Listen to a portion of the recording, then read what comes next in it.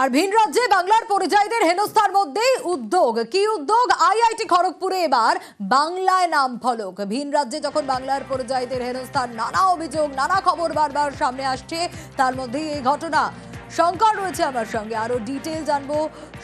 Shankar, IIT খড়গপুরের ডিরেক্টরের উদ্যোগেই বাংলায় এই নাম ফলক।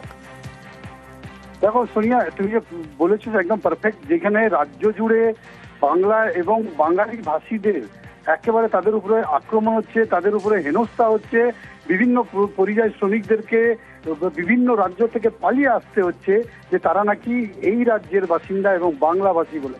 সেইখানে আইআইটি ডিরেক্টরের একেবারে নতুন উদ্যোগ, যেখানে রাজ্য জুড়ে বাংলাভাষী এবং ভাষাভাষীদের উপরে আক্রমণ হচ্ছে, সেখানে আইআইটি ডিরেক্টর তার নিজের বাংলোতে বাংলা লেখা ফলক বসিয়েছেন। বলা যায় যে যে কোনো আইআইটি ডিরেক্টরের পরে প্রথম কোনো ডিরেক্টর যিনি নিজে উদ্যোগ নিয়েছেন এবং নিজের যে বাংলো তাতে কিন্তু বাংলাতে লিখেছে। শুধু তাই নয়, এই যে 15 আগস্ট হয়েছিল তাতে তিনি বাংলাতে স্পিচ দিয়েছেন। আইআইটি ইতিহাসে নাকি এটা প্রথম। শুধু এটাও ছাড়াও যেটা দেখা গেছে যে 8ই আগস্ট আইআইটি ফাউন্ডেশন ডে ছিল, সেই ফাউন্ডেশন ডেতে বেশ কয়েকটি শিলান্যাস তিনি করেছেন। সেই ফলকও বলা যায় যে বাংলাতে লেখা হয়েছে।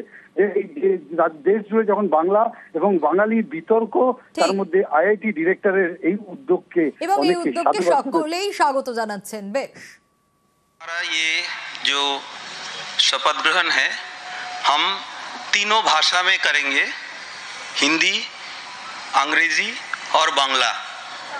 এই পবিত্র সকালে আমরা ভারত মাতার সেবা এবং কল্যাণে নিজেদের উৎসর্গ করছি।